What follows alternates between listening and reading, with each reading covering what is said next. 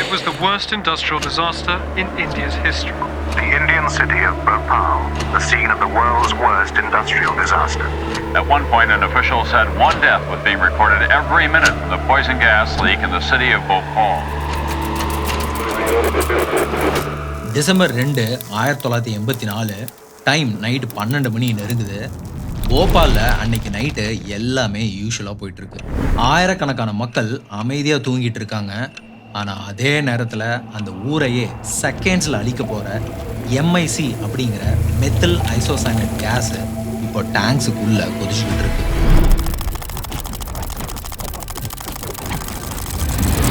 இந்த ஃபெசிலிட்டி ரொம்ப வருஷமாகவே வார்னிங் கொடுத்துக்கிட்டு தான் இருந்தது.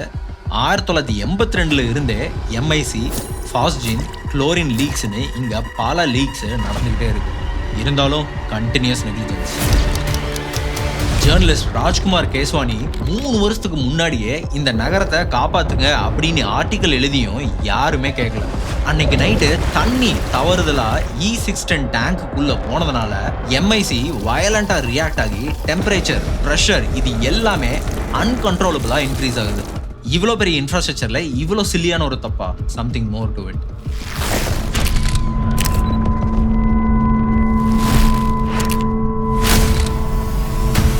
இந்த கிராஸ் நெக்லிஜென்ஸ்னால அந்த ஃபேக்ட்ரியில் நடந்த அன்னைக்கு டிசாஸ்டர்னால வெளியில் வந்தது ஒரு கேஸ் கிளவுட் மட்டும் கிடையாது, 500,000 மக்களோட லாஸ்ட் பிரெத்.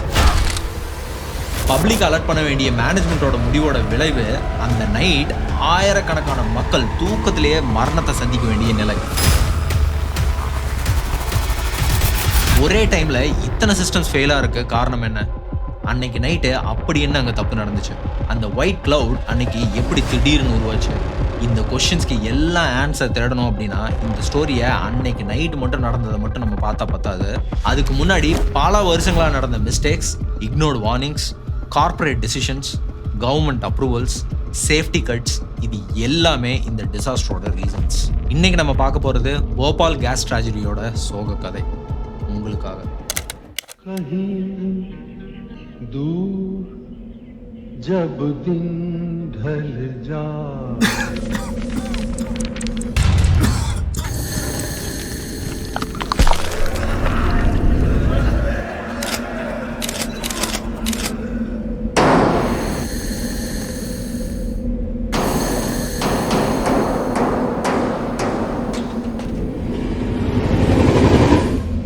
चुपके से आए.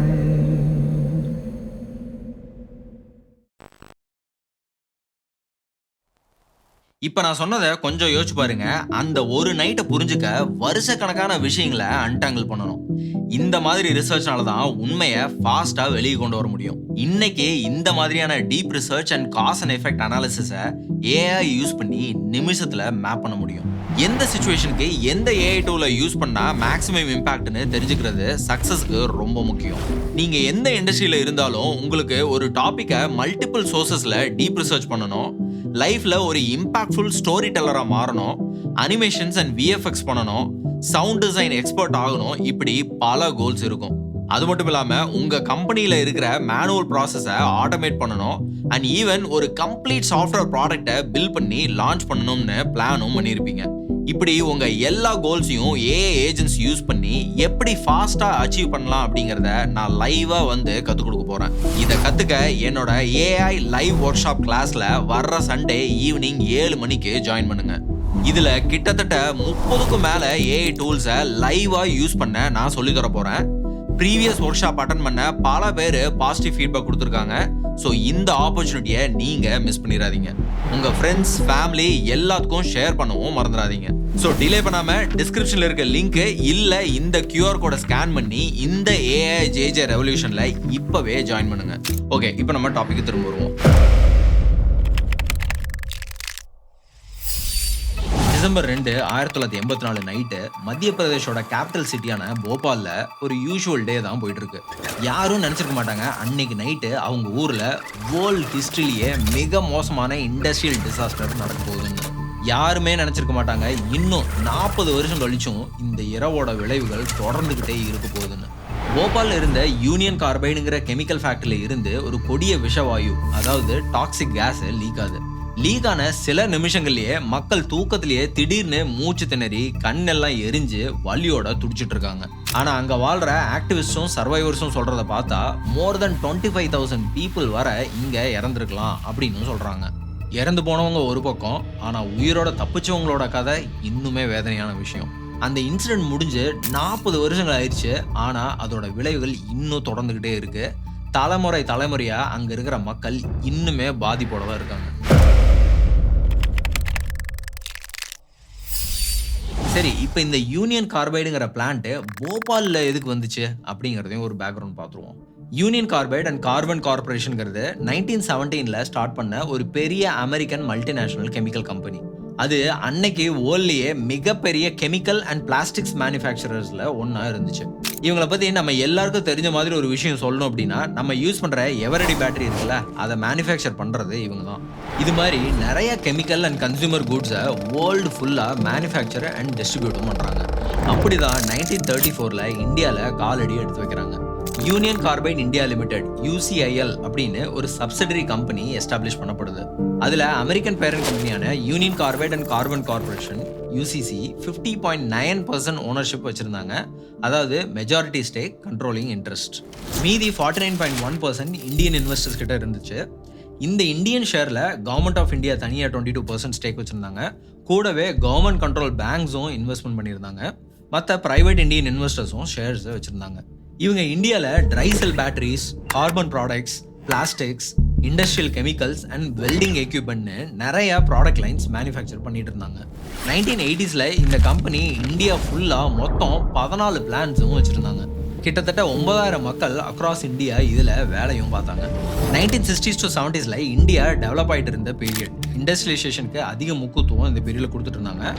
அப்போ இந்தியால கிரீன் ரெவல்யூஷனும் போயிட்டு இருந்துச்சு. அக்ரிகல்ச்சர்ல பெஸ்டிசைட்ஸோட டிமாண்டும் ரொம்ப அதிகமாகவே இருந்துச்சு இந்த பீரியட்ல. இந்த ஆப்பர்ச்சுனிட்டி பார்த்த யூனியன் கார்பைட் இந்தியா லிமிடெட், அதாவது UCIL 1969ல போபால்ல ஒரு பெஸ்டிசைட் மேனுஃபேக்சரிங் பிளான்ட்டை செட்டப் பண்ணணும் அப்படின்னு பார்க்குறாங்க. அதே மாதிரி இதை சக்ஸஸ்ஃபுல்லாக செட்டப்பும் பண்ணுறாங்க. 1969ல ஃபேக்ட்ரி ஸ்டார்ட் ஆனப்போ அது ஒரு சிம்பிள் ஃபார்முலேஷன் பிளான்ட்டாக தான் இருந்துச்சு. அந்த டைமில் அவங்க செவின் அப்படின்னு ஒரு பாப்புலர் இன்செக்டிசைடை இந்தியாவில் ப்ரொடியூஸ் பண்ணி செல் பண்ண பிளான் பண்ணாங்க. இதோட சேர்ந்து டெமிக் அண்ட் செவிடோல்ங்கிற மற்ற இன்செக்டிசைட்ஸையும் இங்கே ப்ரொடியூஸ் பண்ணாங்க. இந்த நேம்ஸ் எல்லாம் அவங்களோட பிராண்ட் நேம்ஸ். செவின்ங்கிறது கார்பரில்ங்கிற ஒரு சிந்தட்டிக் இன்செக்டிசைட் அண்ட் இதை தான் இங்கே மெயினாக ஃபோக்கஸ் பண்ணிட்டு இருந்தாங்க. ஆனால் அந்த கார்பரிலோட ஆக்டிவ் இன்க்ரீடியன்ஸ் அமெரிக்காவில் இருந்து இம்போர்ட் பண்ணாங்க. போபால் பிளான்ட்ல அதை ஃபார்முலேட் பண்ணி பிராண்டட் இன்செக்டிசைட் ப்ராடக்ட்ஸை இந்தியன் மார்க்கெட்டுக்கு கொடுத்துட்டு இருந்தாங்க. இவங்க இந்த பிளான்ட் லொக்கேஷனாக போபாலை சூஸ் பண்ணதுக்கு ஒரு சாலிட் ரீசனும் இருந்துச்சு. போபால் இந்தியாவோட ஆல்மோஸ்ட் ஜியாகிரபிக்கல் சென்டரில் இருக்கிறனால ரயில்வேஸ், ரோட் நெட்வொர்க்ஸ் இது எல்லாத்தையும் சூப்பராக அக்சஸ் பண்ணலாம். ரா மெட்டீரியல்ஸை இம்போர்ட் பண்ணுறக்கும், ஃபினிஷ்டு ப்ராடக்ட்ஸை இந்தியா முழுக்க டிஸ்ட்ரிபியூட் பண்ணுறக்கும் இதை ஒரு பெர்ஃபெக்ட் ஸ்பாட்டாக இவங்க பார்த்தாங்க. பிஸ்னஸ் பெர்ஸ்பெக்டிவில் பார்த்தா இது ஒரு லாஜிக்கல் சாய்ஸ் தான். ஆனால் இங்கே தான் ஒரு பெரிய ட்விஸ்ட். அந்த பிளான் பில்ட் பண்ண exact area light industrial and commercial யூஸ்க்கு மட்டும்தான் ஜோன் பண்ணியிருந்தாங்க. ஹசார்டஸ் இண்டஸ்ட்ரிக்கு அது அஃபிஷியலி அப்ரூவ்டு கிடையாது. அதுவும் MIC மாதிரியான ரொம்ப டாக்ஸிக் கெமிக்கல்ஸ் யூஸ் பண்ணுற பெஸ்டிசைட் மேனுஃபேக்சரிங் பண்ணுற ஒரு டேஞ்சரஸ் ப்ராசஸை அந்த ஏரியாவில் நடத்தவே கூடாது. ஆனால் ஜோனிங் ரெகுலேஷன்ஸ் சரியாக ஃபாலோ பண்ணவே இல்லை. அதுக்கும் மேலே அந்த டைமில் சென்ட்ரல் கவர்மெண்ட்டும் மத்திய பிரதேஷ் கவர்மெண்ட்டும் பேக்வர்ட் ரீஜன்ஸில் ரேபிட் இண்டஸ்ட்ரியல் டெவலப்மெண்ட் காட்டணும் அப்படின்னு ரொம்பவும் ப்ரெஷர்லையும் இருந்தாங்க.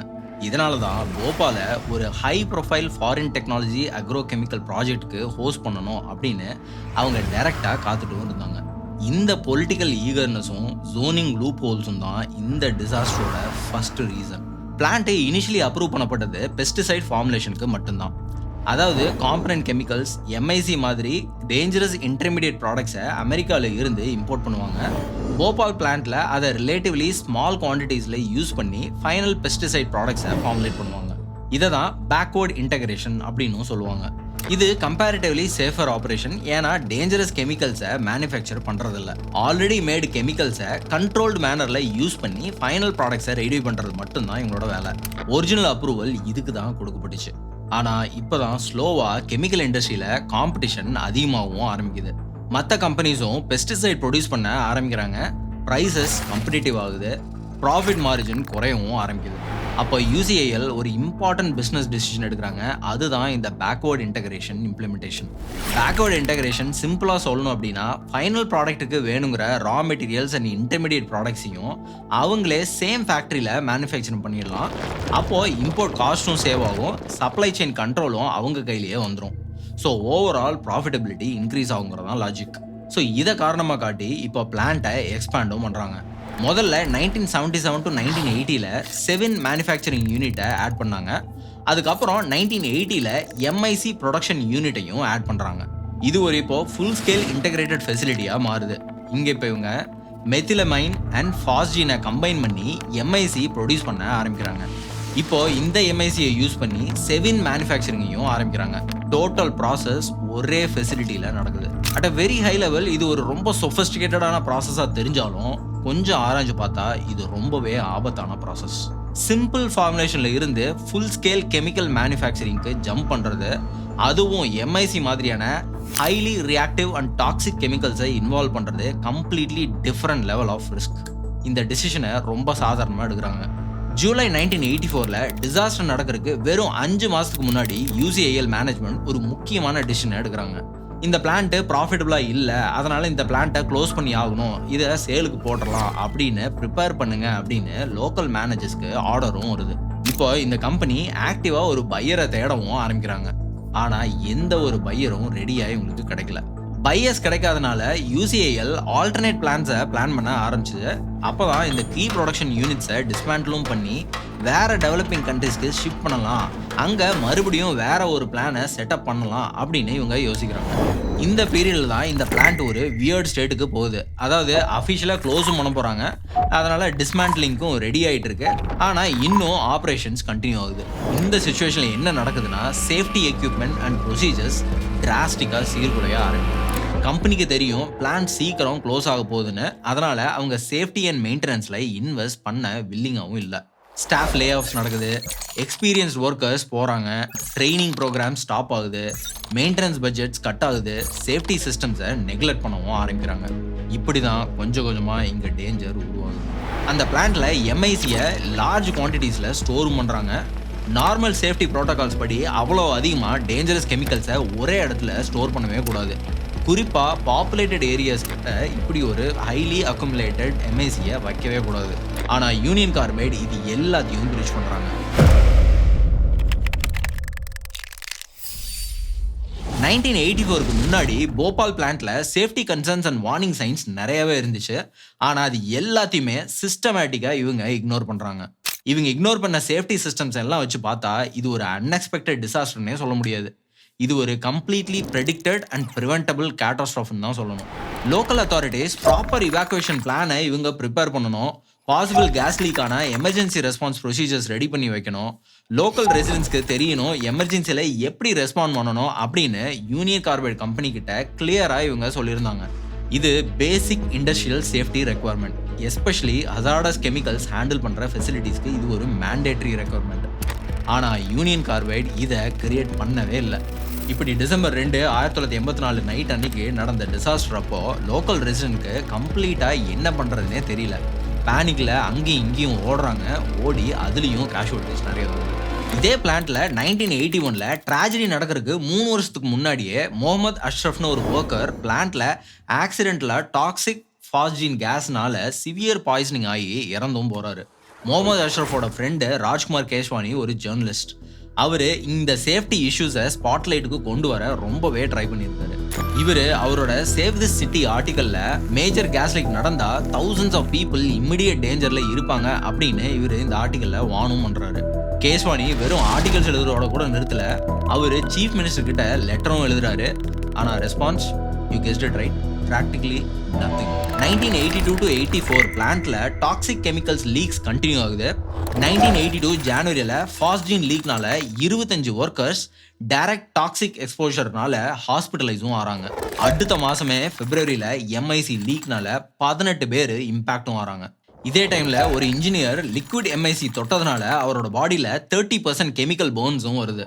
திரும்பவும் 1982 அக்டோபர்ல MIC ஒரு ஃபால்ட்டி வால்வ்ல லீக் ஆகுது. ஸ்டாப் பண்ண ட்ரை பண்ண 4 பேருக்கு கேஸ் எக்ஸ்போஷர்னால சிவியர் போன்ஸ் வருது. அதே மாசம் கேஸ் லீக் ஆகி பக்கத்து காலனி வரலும் வந்ததா லோக்கல் நியூஸ் பேப்பரான நவ்பாரத்ல ரிப்போர்ட்டும் ஆயிருக்கு. இந்த லாஸ்ட் 2 வருஷத்துல இது மாதிரி பல இன்சிடென்ட்ஸ் நடந்திருக்கு. அப்பவும் இது எல்லாத்தையும் இக்னோர் பண்ணியிருக்காங்க. இதுல ஒன்று குறிப்பிடத்தக்கது என்னன்னா, இதே மாதிரி பிளான்ட்டை யூனியன் கார்பைட் நிறுவனம் அமெரிக்காவில் இருக்கிற வெஸ்ட் விர்ஜீனியாலையும் வச்சிருந்தாங்க. ஆனா அதுல சேஃப்டி மெஷர்ஸ் எல்லாத்தையும் கம்ப்யூட்டரைஸ் பண்ணி ஆட்டோமேட் பண்ணியும் வச்சிருந்தாங்க.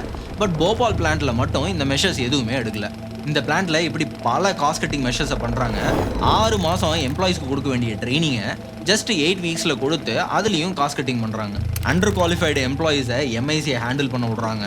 இதுல இந்த பிளான்ட் ஆபரேஷன் மேனுவல் எல்லாத்தையும் இங்கிலீஷ்ல எழுதுறாங்க. அங்க இருக்கிற நிறைய பேருக்கு இங்கிலீஷ் வாசிக்கவே தெரியாது. இதுக்கு மேல எம்ஐசி டேங்க்ல ரெஃப்ரிஜரேஷன் அண்ட் ப்ரெஷர் காஜஸ் ஒர்க்கும் ஆகல அந்த டைம்ல. இப்படி எங்க பார்த்தாலும் ஒரு இன்டிசிப்ளினான ஒரு ஆபரேஷன் நடக்குது. சரி, இப்போ அன்னைக்கு நைட்டு இந்த மேஜர் கேஸ் லீக் நடக்கிறதுக்கு முன்னாடி சின்ன சின்ன ஈவெண்ட்ஸ் எங்கெங்கெல்லாம் ஃபெயில் ஆச்சு மினிட் பை மினிட் பார்க்கலாம். டிசம்பர் 2, 1984 அன்னைக்கு ஈவினிங் வரைக்கும் போபால் பிளான்ட்ல நார்மலா தான் எல்லா ஆபரேஷன்ஸும் போயிட்டு இருந்துச்சு. அதாவது நான் நார்மல் சொல்றது, இதுவரை நம்ம பார்த்த எல்லா poorly maintain understaffed safety compromised ஃபெசிலிட்டியோட ஸ்டாண்டர்ட்ஸ் படி அங்க எல்லாமே நார்மலா போயிட்டு இருக்கு. நைட் ஷிஃப்ட்டுக்கு ஒர்க்கர்ஸ் வேலைக்கு வராங்க. அவங்களுக்கு தெரியாது அன்னைக்கு நைட்டு ஹிஸ்டரியை மாத்துற மாதிரி ஒரு கேட்டாஸ்ட்ராஃபிக் ஈவெண்ட் நடக்க போகுதுன்னு. பிளான்ட்ல எம்ஐசி ஸ்டோர் பண்றதுக்கு 3 பெரிய ஸ்டோரேஜ் டேங்க்ஸ் இருந்தது. E610, E611, E619 இங்க நீங்க பாக்குற மாதிரி. அன்னைக்கு இந்த டேங்க் E610ல தான் approximately 42 tons of MIC store பண்ணியிருந்தாங்க. டேங்க் E619 எம்டியா வச்சிருக்கணும் எமர்ஜென்சிக்காக. பட் அதுலயும் அன்னைக்கு எம்ஐசி வச்சிருக்காங்க. சேஃப்டி புரோட்டோகால்ஸ் படி எந்த டேங்க்லயும் 50% மேல ஃபில் பண்ணவே கூடாது. ஏன்னா எம்ஐசி வாட்டர் கூட இல்லைன்னா மாய்ஸ்சர் ஏர் கூட டேஞ்சரஸ்லி ரியாக்ட் பண்ணி பாய்சனஸ் கேஸை ப்ரொடியூஸ் பண்ண முடியும். இந்த ரியாக்ஷன்ஸை ப்ரிவென்ட் பண்றதுக்கு தான் ப்ரெஷரைஸ் நைட்ரஜனை எம்ஐசிக்கு மேல மெயின்டைன் பண்ணுவாங்க.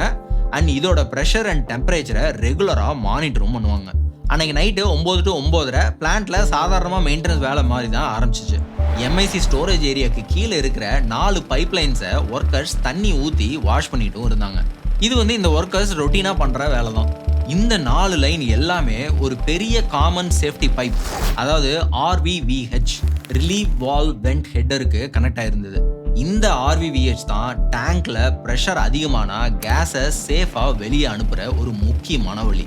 டேங்க்ல ப்ரெஷர் 40 PSI மேலே போன உடனே ஒரு ரப்சர் டிஸ்க் உடஞ்சு ரிலீவ் வால்வ் ஓப்பன் ஆகணும். ரப்சர் டிஸ்க் இந்த RVVH லைனோட வெரி எண்டில் ரிலீவ் வால்வுக்கு ஜஸ்ட் முன்னாடி இருக்கும். டேங்க்ல ப்ரெஷர் அதிகமானா அந்த எக்ஸ்ட்ரா ப்ரெஷர் முதல்ல இந்த ரப்சர் டிஸ்கை ஃபோர்ஸ் பண்ணும். அந்த டிஸ்க் ஒரு தின் சேஃப்டி பேரியர் மாதிரி. லிமிட்டுக்கு மேலானா ப்ரெஷர் வந்த உடனே உடஞ்சிடும். டிஸ்க் உடஞ்சா டேஞ்சரஸ் கேஸ் டைரக்டா வெண்ட் லைனுக்கு உள்ள போகும். அங்க இருந்து அது ஸ்க்ரப்பர் அப்படிங்கிற ஒரு இடத்துக்கு போய் நியூட்ரலைஸ் ஆகும். இது ப்ரெஷர் குக்கர்ல இருக்கிற அந்த தின் சேஃப்டி வால்வ் மாதிரி தான். குக்கர்ல ஓவர் ஹீட்டிங் ஆனா அது முதல்ல உடஞ்சு ஸ்டீமை வெளியேற்றுற மாதிரி. அந்த டேஞ்சரஸ் கேஸ் RVVH வழியா ஸ்க்ரப்பருக்குள்ள போகும். ஸ்க்ரப்பர்ல இருக்கிற காஸ்டிக் சோடா அந்த டாக்ஸிக் கேஸை நியூட்ரலைஸ் பண்ணி ஹார்ம்லெஸ் ஆக்கிரும். பேசிக்கலி சிட்டிக்கு வெளியே வராம அந்த கேஸை பிளான்ட்டுக்குள்ளேயே சேஃபா சுத்தம் பண்றதா இந்த ப்ராசஸ்.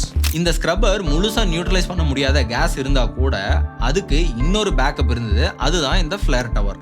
இது ஒரு டால் ஸ்ட்ரக்சர். எப்பவுமே இதுல மேல ஒரு தீ எரிஞ்சுக்கிட்டே இருக்கும். இந்த ஸ்க்ரப்பர்ல இருந்து மிச்சம் வர கேஸ் இந்த ஃப்ளேம் வழியா வரும்போது ஆட்டோமேட்டிக்கா பர்ன் ஆயிரும். இந்த தீ தான் இந்த 2வது சேஃப்டி மாதிரி. அதாவது இதான் ப்ராசஸ். டேங்க்கு, ரப்சர் டிஸ்க்கு, ரிலீவ் வால்வு, அதுக்கப்புறம் RVVHனா இந்த ரிலீவ் வால்வ் வெண்ட் ஹெட்டரு, அதுக்கப்புறம் VGSனா வெண்ட் கேஸ் ஸ்க்ரப்பர், அதுக்கப்புறம் ஃப்ளேர்னா இங்கே தான் இந்த தீ இதை யூட்டிலைஸ் பண்ணுது. இப்போ உங்களுக்கு ஒரு ஹை லெவலில் புரிஞ்சிருக்கும்னு நினைக்கிறேன் இந்த ப்ராசஸ் எப்படி நடக்குதுன்னு. இந்த எம்ஐசியை சேஃபாக ஸ்டோர் பண்ணுறதுக்கு இன்னொரு பெரிய ஹீரோ சிஸ்டமும் இங்கே இருந்துச்சு. அதுதான் இந்த நைட்ரஜன் சிஸ்டம். ஏன்னா எம்ஐசி தண்ணியோட சேர்ந்து உடனே வயலண்டா ரியாக்ட் ஆகும். அதனால டேங்க்ஸ்ல எம்ஐசி மேல எப்பவுமே ஒரு ட்ரை நைட்ரஜன் பிளாங்கெட்டை வச்சு பாதுகாப்பாக வைப்பாங்க.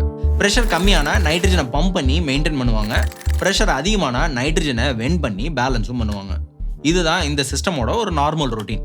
ஆனா அன்னைக்கு நைட்டு இந்த சிஸ்டம் எல்லாம் தியரிட்டிக்கலா கரெக்டா இருந்தாலும் பிராக்டிக்கலா பாதியிலேயே வேலை செய்யல. அண்ட் டேங்க்ல எவ்வளவு எம்ஐசி இருக்கணும்னு காட்ட வேண்டிய கேஜ் கூட ப்ராப்பரா வேலையும் செய்யல.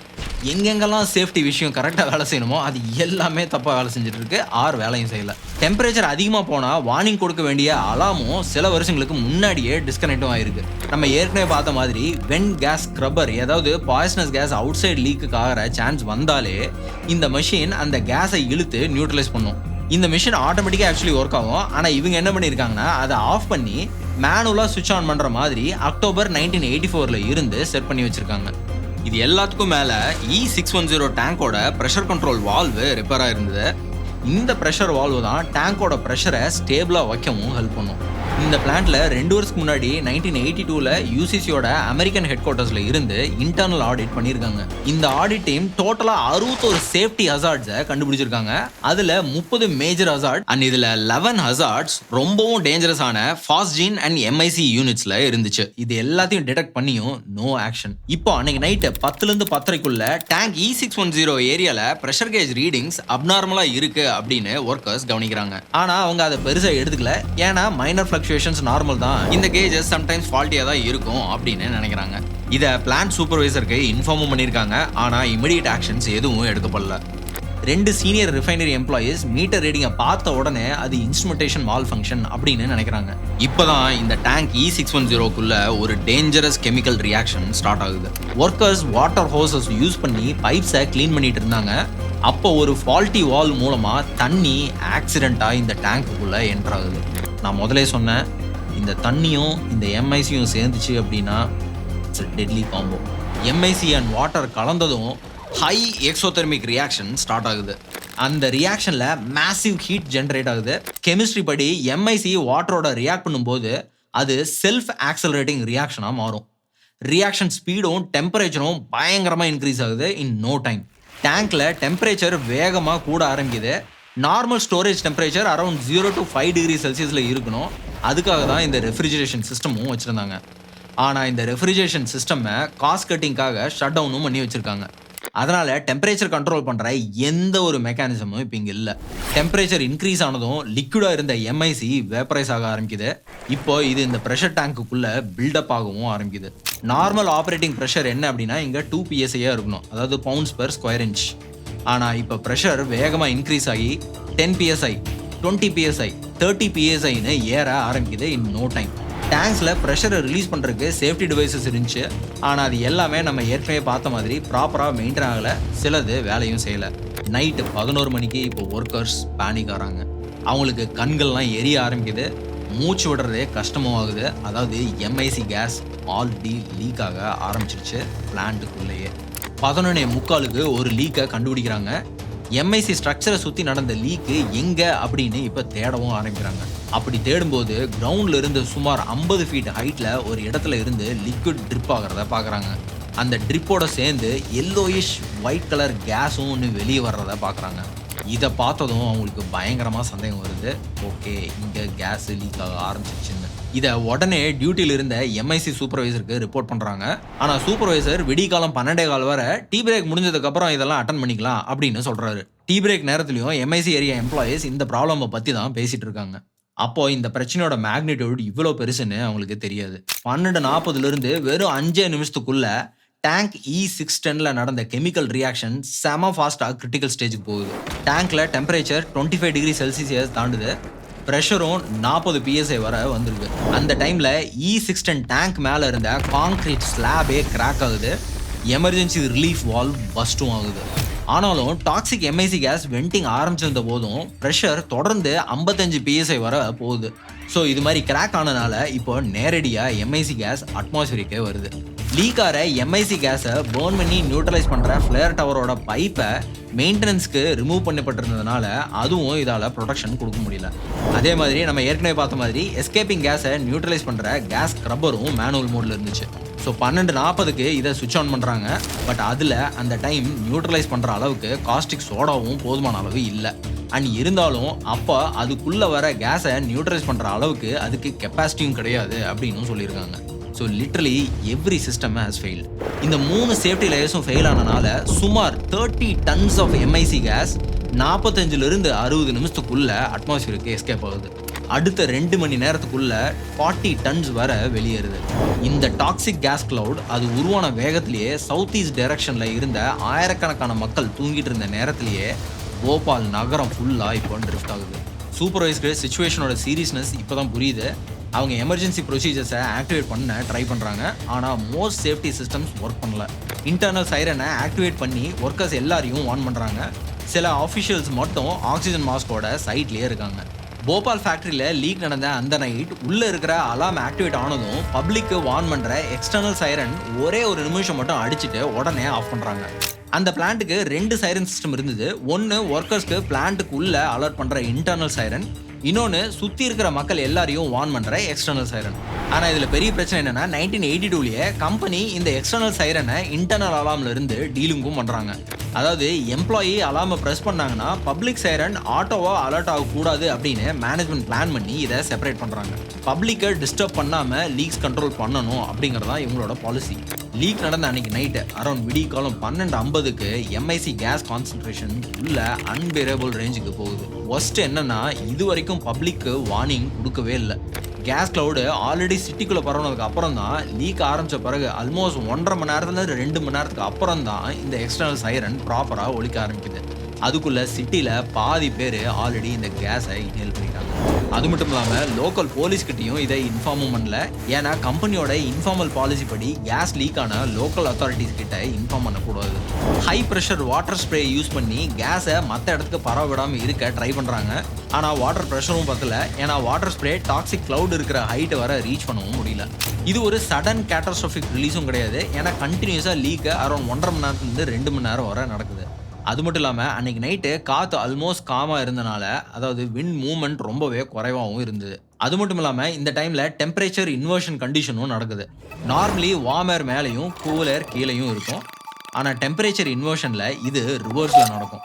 கீழே கூல் லேயர் இருக்கும். ஸோ ஹெவி கேஸை மேலே மிக்ஸ் ஆக விடாமல் ட்ராப் பண்ணி வைக்கும். இந்த 3 ரீசன்னால எம்ஐசி திக் கிளவுடு மாதிரி தரையில் ஒட்டிக்கிட்டு டிஸ்போஸ் ஆகாமல் கிரவுண்ட் லெவல்லையே நச்சு பிளாங்கெட் மாதிரி பரவுது. பிளான்ட்டுக்கு பக்கத்தில் இருந்த ஜெய்பிரகாஷ் நகர், சோலா கெஞ்சி, நிஷாத்புரா ஏரியாவில் இருந்த மக்கள் தான் முதல்ல அஃபெக்ட் ஆகிறாங்க. இந்த எம்ஐசி கேஸ் வந்து ஒரு நார்மல் கேஸ் கிடையாது.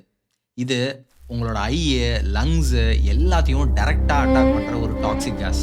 கொஞ்சம் இன்ஹேல் பண்ணாலே கண்ணு, மூக்கு, தொண்டையில் எரிச்சல் கொஞ்சம் அதிகமாக போச்சு அப்படின்னா லங்ஸில் ஃப்ளூயிட் பில்ட் ஆகி மூச்சு திணறி கொலாப்ஸ் ஆவாங்க. இது பல்மனரி எடிமா அப்படின்னு சொல்லுவாங்க. எம்ஐசி எக்ஸ்போஷருக்கு ப்ராப்பர் ட்ரீட்மெண்ட் அண்ட் மெடிசனும் கிடையாது. மக்கள் தூக்கத்தில் இருந்து கண்ணெரிச்சல், பயங்கர இருமல், மூச்சு அடைச்ச மாதிரி ஃபீல் பண்ணுறது, இது மாதிரி பல விஷயங்களை ஃபேஸ் பண்ணுறாங்க. பல பேர் ஃப்ரெஷ் ஏர் கிடச்சா அது சரியாயிரும் அப்படின்னு சொல்லி வெளியும் ஓடி வராங்க. ஆனால் வெளியில் கேஸு இன்னும் ரொம்ப டென்ஸாக இருந்துச்சு. எம்ஐசி ஃபுல்லாக கிரவுண்ட் லெவலே இருந்தனால ஹைட் குறைவாக இருந்த குழந்தைங்களை இன்னும் இதை இம்பாக்ட் பண்ணுவாங்க. பல குழந்தைகள் தூங்கிட்டு இருக்கும்போதே மயக்கம் அடைகிறாங்க.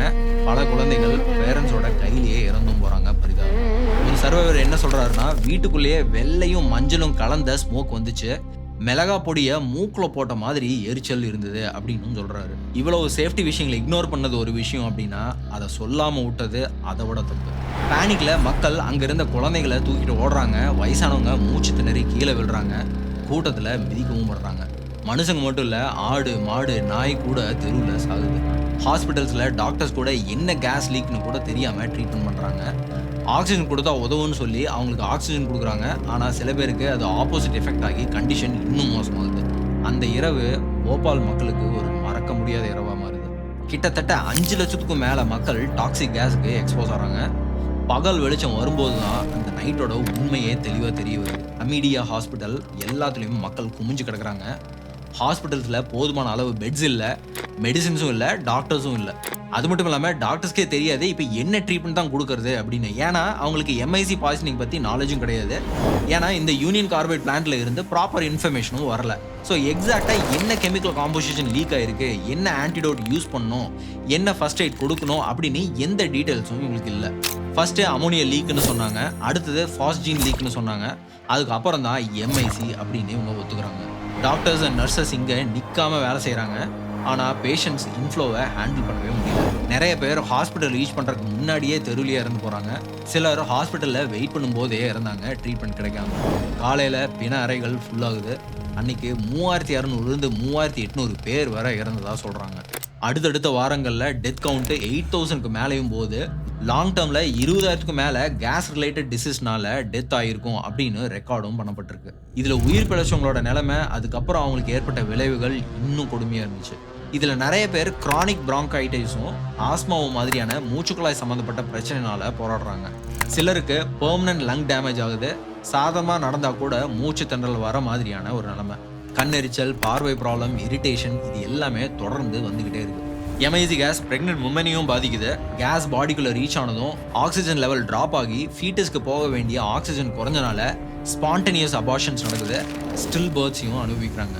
கான்ஜெனிட்டல் அப்நார்மாலிட்டிஸ், அதாவது மூளை வளர்ச்சி இல்லாத குழந்தைங்களும் பிறகுது. இப்படி பல இம்பேக்ட். ஃபைனலி நைட் அரௌண்ட் 2 மணிக்கு லீக் குறைய ஆரம்பிக்குது. 2:15 தான் எக்ஸ்டர்னல் அலாம் ரொம்ப நேரம் ஒழுகுது. ஆனால் அதுக்குள்ள எல்லா டேமேஜும் முடிஞ்சிருச்சு. டிசாஸ்டர் நடந்த சில நாட்களில் ஃபேக்டரியை சுற்றி இருந்த மரங்களில் இருந்த இலை கூட வாடுது. சாப்பாடு தட்டுப்பாடு வருது. சப்ளைஸ் எல்லாம் பயந்துக்கிட்டு அந்த ஊருக்குள்ளேயே சப்ளை பண்ண வரல. ஸோ இந்த டவுனில் பேசிக் சப்ளைஸ் கூட ரேர் ஆயிடுச்சு. ஃபிஷிங்கும் பேன் பண்ணுறாங்க. மக்கள் நிறைய பேர் போபால் ஊரை விட்டே வெளியேறாங்க. 1985 விக்டிம்ஸ் எல்லாத்தையும் சட்டப்படி ரெப்ரசன்ட் பண்ண India Bhopal gas leak disaster ஆக்டை பாஸ் பண்ணாங்க. இங்கே தான் இப்போ இன்னொரு ஆப்ரேஷன் ஸ்டார்ட் ஆகுது. இனிஷியல் லீக்குக்கு அப்புறம் டிசம்பர் 16 அன்னைக்கு மற்ற டேங்க்ஸில் இருந்த எம்ஐசியை வெளியேற்ற முடியாதனால அதை அப்படியே வச்சிருந்தா இன்னொரு விபத்து வந்துடும் அப்படின்னு அஃபிஷியல்ஸ் வேற வழி இல்லாமல் ஆப்ரேஷன் ஃபெய்த்தை லான்ச் பண்ணுறாங்க. இது இன்னும் பயங்கரமான ரிஸ்கி ஆப்ரேஷன். என்னன்னா பிளான்ட்ல சில செக்ஷன்ஸை திரும்பவும் ஸ்ட்ரிக்டாக சேஃப்டி கண்ட்ரோல்ஸோட ஸ்டார்ட் பண்ணி அதை மீதம் இருந்த அந்த எம்ஐசியை பெஸ்டிசைடாக மாற்றுறதுக்கு ட்ரை பண்ணுறாங்க. ஏன்னா எம்ஐசியை ஸ்டோர் பண்ணி வைக்கிறத விட இதை பெஸ்டிசைடாக மாற்றுறது தான் சேஃப். ஸோ ஃபைனலாக இந்த ப்ராஜெக்டை சக்ஸஸ்ஃபுல்லாக முடிக்கிறாங்க.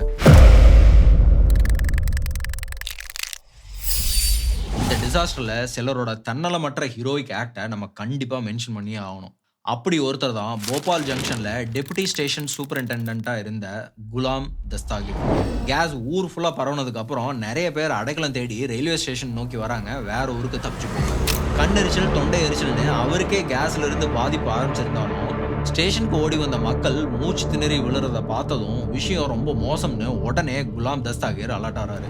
உடனே அவரு இத்தார்சி, விடிசா மாதிரியான பக்கத்துல இருந்த ரயில்வே ஸ்டேஷன் எல்லாத்துக்கும் கால் பண்ணி எந்த ட்ரெயினும் போபாலுக்கு வரக்கூடாது அப்படின்னு எமர்ஜென்சி அலர்ட் கொடுக்குறாரு. அந்த ஒரு முடிவினால 100கணக்கான உயிர்கள் காப்பாற்றப்படுது.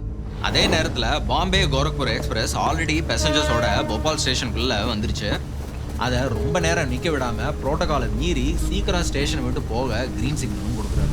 அதுக்கப்புறம் அவர் பிளாட்ஃபார்ம் டு பிளாட்ஃபார்ம் ஓடி விழுந்தவங்களுக்கு தண்ணி கொடுத்தும், ஆம்புலன்ஸில் பேஷண்ட்டை ஏற்றி விட்டும், டாக்டர்ஸையும் ஸ்டேஷனுக்கு கொண்டு வர சொல்லியும் அர்ஜென்ட் மெசேஜஸும் அனுப்புகிறாரு. அப்படி வந்த மெடிக்கல் ஹெல்ப்னால ஸ்டேஷனில் இருந்த பல பேருக்கு உடனடி ட்ரீட்மெண்ட் கிடைக்குது. பட் அவரோட கொலீக்ஸும் அந்த ராத்திரி 23 பேர் ரயில்வே ஸ்டேஷன்லேயே இறந்து போகிறாங்க. அன்ஃபார்ச்சுனேட்லி குலாம் தஸ்தாகிரும் எம்ஐசி ஸ்லோ பாய்சனிங் ஆகி 2003 த்ரோட் கேன்சர்னால இறந்து போகிறாரு. இந்த ஸ்டோரியை பேஸ் பண்ணி தான் நெட்ஃப்ளிக்ஸில் மாதவன் சார் நடித்த தி ரயில்வே மென் சீரீஸ் வந்துச்சு. பிரில்லியன்ட் மேக்கிங், கண்டிப்பாக போய் பாருங்கள். ஆக்சிடென்ட் நடந்து கொஞ்ச நேரத்திலேயே போபால் போலீஸ் யூனியன் கார்பைட் பிளான்ட்டை க்ளோஸ் பண்ணுறாங்க. பிளான் மேனேஜர் ஜே முகுந்தையும் அவரோட 4 அசிஸ்டன்ஸையும் அரெஸ்ட்டும் பண்ணுறாங்க. கல்பபிள் ஹோமிசைட் த்ரூ நெக்லிஜென்ஸ் அப்படின்னு சார்ஜும் பண்ணுறாங்க. அப்படின்னா ஒருத்தரோட அலட்சியம் அல்லது கவனக்குறைவுனால கொல்லும் நோக்கம் இல்லாமலேயே இன்னொருத்தருக்கு மரணத்தை ஏற்படுத்துறது. யூனியன் கார்பைடோட chief executive officer Warren Anderson போபாலுக்கு வராரு. அவரையும் கம்பெனியோட இந்தியன் சப்சிடரியில் இருந்து 2 அஃபிஷியலையும் இம்மிடியட்டாக அரெஸ்ட் பண்ணுறாங்க. அத்தாரிட்டிஸ் அந்த கார்பரேட் எக்ஸிக்யூட்டிவ்ஸை கம்பெனி கெஸ்ட் ஹவுஸில் கொண்டு போய் 6 மணி நேரத்துக்கு மேலே ஹவுஸ் அரெஸ்ட் பண்ணி வச்சுருந்துருக்காங்க. அதுக்கப்புறம் ஆண்டர்சனை பாண்டில் ரிலீஸ் பண்ணுறாங்க. கவர்மெண்ட் ஆர்டர்ஸில் நாட்டை விட்டு வெளியேற சொல்லி அவரை நியூ டெல்லிக்கு அனுப்புகிறாங்க. வாரன் ஆண்டர்சனோட அரெஸ்ட் அண்ட் அதுக்கப்புறம் இமிடியட் குயிக் ரிலீஸ் இந்த போபால் கேஸ் ட்ராஜடியோட பெரிய கான்ட்ரவர்சியாக மாறுது. நான் பெயிலபிள் செக்ஷன்ஸ் இருந்தும் 6 மணி நேரத்தில் வெறும் 25,000 ரூபா பெயில் கொடுத்து இவரை ரிலீஸ் பண்ணி சீனியர் அஃபிஷியல்ஸும் எஸ்கார்ட்டும் பண்ணி ஸ்டேட் பிளேனில் டெல்லிக்கு அனுப்புகிறாங்க. அதுக்கப்புறம் அவர் இந்தியாவுக்கு திரும்ப வரவே இல்லை. கோர்ட்ஸு அவரை குற்றவாளியாக டிக்ளேர் பண்ணாலும் அவர் திரும்ப இந்தியாவுக்கு கொண்டே வர முடியல. இந்த வேகமான ரிலீஸ்க்கு பின்னால் பொலிட்டிக்கல் இன்டர்ஃபரன்ஸ், நியூ டெல்லியில் இருந்து வந்த pressure, US India diplomatic influence இது எல்லாமே இருந்ததா சில ரிப்போர்ட் சொல்லுது. ஆண்டர்சனுக்கு முன்னாடியே சேஃப் பேசேஜ் அஷூரன்ஸ் கொடுத்தாங்கன்னு நிறைய பேர் சொல்லியிருக்காங்க. Of course government vehicle usage, guest house stay, state aircraft, இது எல்லாமே இவருக்கு கொடுத்தது இதுக்கு ப்ரூஃப். இது இந்த டிசாஸ்டர்லேருந்து தப்பிச்சவங்களுக்கு ஜஸ்டிஸ் டினைடுனே சொல்லலாம். இந்த டிசாஸ்டருக்கு அப்புறம் யூசிசி யூனியன் கார்பைட் பிளான்ட்ல ஏதோ சதி வேலை நடக்குது, அதனால தான் இந்த லீக் நடந்துச்சு அப்படின்னு ஆர்கியூ பண்ண ட்ரை பண்றாங்க. ஆனால் அஃபிஷியல்ஸ் இன்வெஸ்டிகேஷன்ஸ் அண்ட் இண்டிபெண்டன்ட் அனாலிசிஸ்க்கு அப்புறம் இவ்வளவு சேஃப்டி சிஸ்டம் டிசேபிள் பண்ணியிருக்கும் போதோ இல்லை ரிப்பேராக இருக்கும்போதோ சபாட்டாஜா காரணமாக சொல்ல முடியாது அப்படின்னு சொல்லி ரிஜெக்ட் பண்ணிட்டாங்க. யூனியன் கார்பைட் தன்னோட இந்தியன் சப்சிடரியான யூசிஎல் மேலே கூட ரெஸ்பான்சிபிலிட்டியை ஷிஃப்ட் பண்ண ட்ரை பண்ணாங்க. ஆனால் இதுவும் ஒர்க் அவுட் ஆகல. ஏன்னா அவங்க தான் மெஜாரிட்டி ஸ்டேக் ஹோல்டர், அந்த பிளான்ட்டை டிசைன் பண்ணவும் இவங்க தான். இந்தியன் கவர்மெண்ட்டும் யூனியன் கார்பைடும் நடத்தின இன்வெஸ்டிகேஷன்ல ஒரு விஷயம் காமனா இருந்தது. அது என்னன்னா, ஆக்சிடென்ட்க்கு இமிடியட் காஸ் MIC தண்ணியில மிக்ஸ் ஆன ரியாக்ஷன் தான். பட் ரெண்டு பேரும் மாறி மாறி பிளேம் பண்ணிக்கிறாங்க. அக்கௌண்டபிலிட்டிக்கான எஃபர்ட்ஸ் 2010ல ஃபார்மர் பிளான் மேனேஜரையும் சேர்த்து 8 பேரை அரெஸ்ட் பண்றாங்க. ஒவ்வொருத்தருக்கும் 2 இயர் ஜெயில் தண்டனையும் அண்ட் ஃபைனும் போடுறாங்க. ஆனால் அவங்க பெயிலில் இமிடியேட்டாக ரிலீஸும் வராங்க. 1989ல யூனியன் கார்பைட் கார்பரேஷன் விக்டிம்ஸ்க்கு $470 million காம்பன்சேஷனாக பே பண்ண அக்ரி பண்ணுறாங்க. கிளைம்ஸை ப்ராசஸ் பண்ணி ஆயிரக்கணக்கான மக்களுக்கு டிவைட் பண்ணி கொடுக்குறாங்க. இது ஆல்மோஸ்ட் அரௌண்ட் $800 per person தான் வருது. போபால் ஃபேக்ட்ரி 1986ல க்ளோஸ் ஆகுது. 2001ல யூனியன் கார்பைடை டவ் கெமிக்கல் அக்யூர் பண்ணுறாங்க. டவ் போபால் இன்சிடென்ட்டுக்கும் அவங்களுக்கும் எந்த சம்மந்தமும் கிடையாது அப்படின்னு சொல்கிறாங்க. போபாலில் விக்டிம் ஆர்கனைசேஷன்ஸ் இன்றைக்கும் ஆக்டிவாக இருக்காங்க. 3 டிகேட்ஸ் கழிச்சு கூட higher compensation, long term health care and environmental கிளீனப்காக இன்னும் போராடிட்டு இருக்காங்க. கேஸ் கிளவுடுக்கு டைரெக்டாக எக்ஸ்போஸ் ஆனவங்களில் பெரும்பாலானவங்க இப்போ இறந்துட்டாங்க. ஆனால் இன்னும் ஆயிரக்கணக்கான மக்கள் ஹெல்த் அண்ட் என்வரான்மெண்டல் கான்சிக்வன்சஸோடு தான் வாழ்ந்துட்டு இருக்காங்க. சேஃப்டி அண்ட் ஸ்டாண்டர்ட் ஆப்ரேட்டிங் ப்ரொசீஜர்ஸை காம்ப்ரமைஸ் பண்ணால் என்ன ஆகும் அப்படின்னு உலகத்துக்கே காட்டின ஒரு டிசாஸ்டர் தான் இது. கேஸ் கிளவுட் அன்னைக்கே கிளியர் ஆயிடுச்சு. ஆனால் அந்த போபால் மக்களோட சஃபரிங் இன்னுமே முடியல. என்னோட வேண்டுகோள் உங்கள்கிட்ட, நீங்கள் எங்கே வேலை செஞ்சாலும் சரி, ஷார்ட்கட்ஸை என்றைக்குமே எடுக்காதீங்க. எங்கே ஒரு தப்பான விஷயத்தை பார்த்தாலும் குரல் கொடுங்க. நம்ம பாரதி சொன்ன ரௌத்ரத்தை பழகுங்க. தப்புக்கு கரெக்டான நேரத்தில் குரல் கொடுங்க. இந்த மாதிரி தவறுகளை முன்கூட்டியே தடுங்க. தட்ஸ் மக்களே, வீடியோ பிடிச்சிருந்ததுன்னா இங்கே கிளிக் பண்ணி செர்னோபைல் வீடியோ பற்றின டீட்டெயில்ஸ் தெரிஞ்சுக்கோங்க. Till I see you next, இது உங்கள் நண்பன் ஜெய்சம், signing off.